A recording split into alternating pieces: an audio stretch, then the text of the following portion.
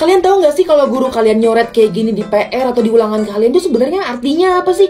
Ini apakah nilainya 0, apakah nilainya bagus, atau apa sih? Apa coret-coret doang?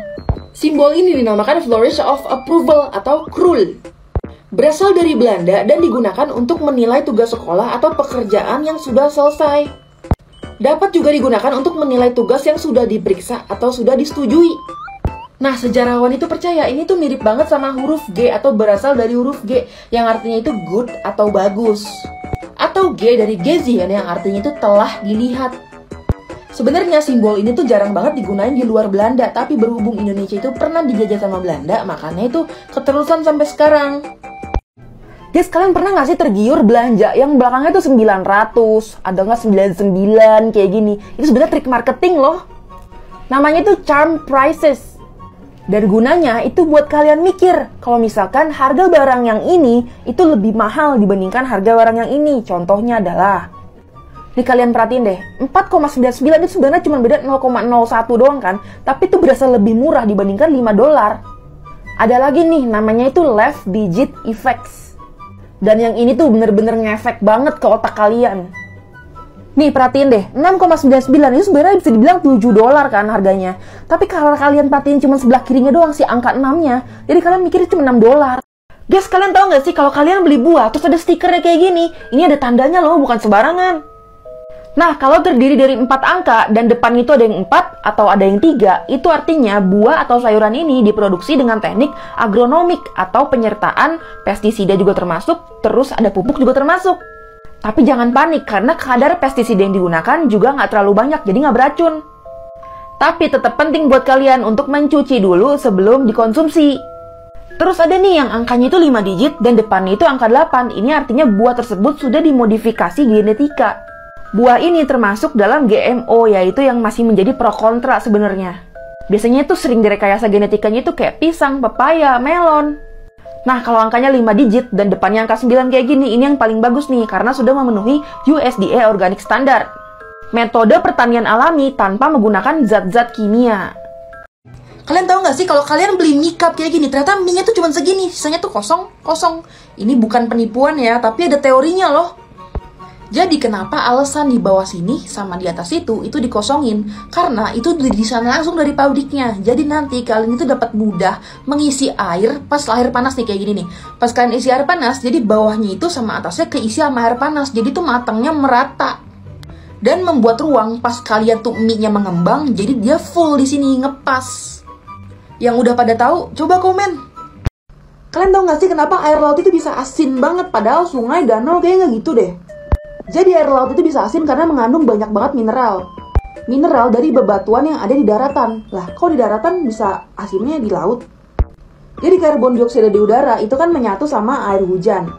Campuran ini membuat air hujan itu sedikit asam. Air hujan yang asam ini yang akhirnya memecah mineral dan ion pada bebatuan. Yang akhirnya terbawa aliran sungai, yang akhirnya aliran sungai itu kan akhirnya bermuara ke laut.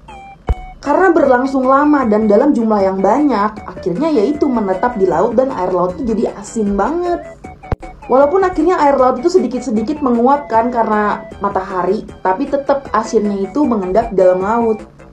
Jadi itu adalah salah satu alasan kenapa air laut itu bisa asin. Tahu nggak sih fungsi sebenarnya dari sikat-sikat yang ada di ujung eskalator nih kayak gini? Bukan buat sikat-sikat sepatu kalian supaya bersih ya, salah banget itu. Jadi fungsi yang paling benar adalah penanda. Misalkan kaki kalian nih udah mepet banget nih sampai ujung eskalator, yang bahaya banget karena dia bisa nyerap apapun yang ada di sekitarnya kan, kayak baju-baju tipis dan lain-lain. Dan apalagi nih tali-tali sepatu gini nih, bahaya banget. Nah, kuning-kuning ini sebenarnya juga penanda kalau kalian itu udah melewati batas. Kalau misalkan kalian masih nggak lihat kuning-kuning, kalian seenggaknya bisa ngerasain dari sikat ini nih. Kalau kaki kalian tuh udah nggak sengaja kena sikat, itu berarti kaki kalian itu udah terlalu deket banget nih sama pinggiran eskalator, dan itu berbahaya. Jadi hati-hati ya, apalagi kalau kalian tuh suka pakai baju yang panjang-panjang, takutnya masuk ke ujung sini. Guys, kalian tau nggak sih apa yang akan terjadi kalau kalian nggak sengaja kemakan rambut? Dikutip dari Medical Daily, kalau yang kemakan cuma 1, 2, 3 helai rambut, itu nggak akan ada masalah signifikan dalam badan kalian. Tapi bakal beda cerita kalau kemakannya itu dalam jumlah yang banyak. Kak, mana ada orang yang makan rambut banyak-banyak? Jangan salah, ada gangguan kejiwaan yang namanya itu Rapunzel syndrome. Jadi orang itu demen banget makan rambut dengan sengaja dan dalam jumlah yang banyak. Nah, menurut laporan penelitian dari salah satu universitas di New Delhi, menelan rambut itu berbahaya karena ada kandungan kimia. Kandungan kimianya itu bisa datang dari shampoo yang kalian pakai, pewarna rambut yang kalian pakai, dan lain-lain. Pokoknya nempel sama batang rambut. Jadi kalau kemakan dalam jumlah banyak, zat kimia itu dapat mengganggu organ pencernaan. Dan kalau jumlahnya udah banyak banget di dalam perut kalian, dia akan menggumpal, membentuk bola rambut. Guys, kalian tahu nggak sih kalau kalian ketemu daun ini di jalanan, jangan sampai kalian lindes, bahaya banget loh. Jadi ada modus dari penambal ban nakal yang suka pakai daun kayak gini. Di daun itu ternyata udah ditancapin paku pakai styrofoam bantuannya kayak gini nih. Susahnya di sini adalah kalau daun kan kita nggak bisa ngeliat ya itu daun yang berbahaya atau enggak, karena kan bentuk daun tuh sama dan banyak kan di jalanan. Apalagi bener-bener nggak kelihatan kayak gini. Ini kan kalian cuman kayak ngeliat daunnya, tapi ini lihat yang tajam-tajamnya deh. Tuh ternyata dalamnya tuh kalau nggak ada baut, ada paku. Nanti setelah kalian nginjek ini, biasanya ada oknum-oknum penambal ban yang tiba-tiba nembak harga mahal banget untuk gantiin ban kalian. Masih mending kalau ternyata penambal ban yang iseng. Gimana kalau orang jahat? Bahkan ini bahaya banget karena bisa keinjek orang yang lewat. Guys, kalian tahu nggak sih kenapa tulisan di depan stiker ambulans itu terbalik kayak gini? Ini bukan gara-gara salah masang ya.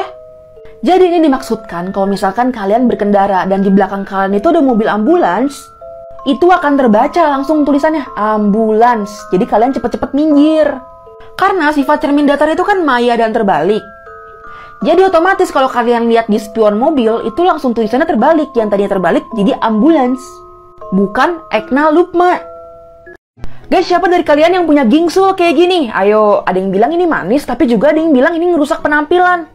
Tahu nggak sih sebenarnya gingsul itu adalah kondisi di mana gigi tidak tumbuh di tempat yang benar. Menurut National Institute of Health, sebenarnya gingsul ini juga terjadi akibat faktor keturunan salah satunya.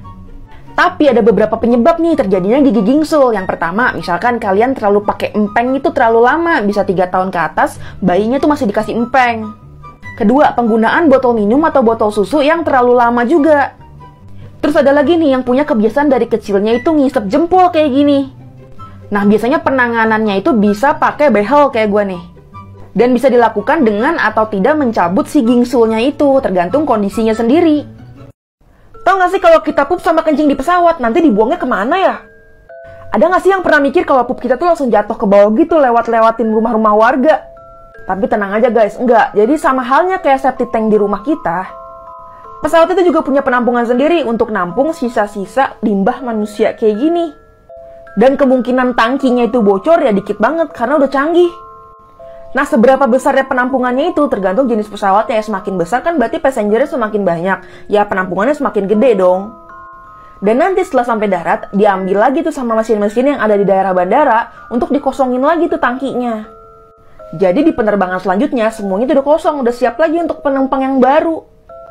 Guys, kalian tahu nggak sih kenapa buku gambar, buku tulisan itu selalu ada space kosong di bawahnya kayak gini atau di pinggiran kayak gini nih? Selain yang pertama, emang karena untuk kayak bikin bolongan atau bahkan tulisannya itu biar kelihatan rapi. Tikus ini nih jadi penyebabnya, karena si tikus ini kalau ngeliat apapun di depannya, kita naruh bukunya sembarangan, itu selalu digigit-gigitin kan? Ini untuk menghindari tulisan kalian itu nggak semuanya kegigit sama si tikus. Kata jangan terlalu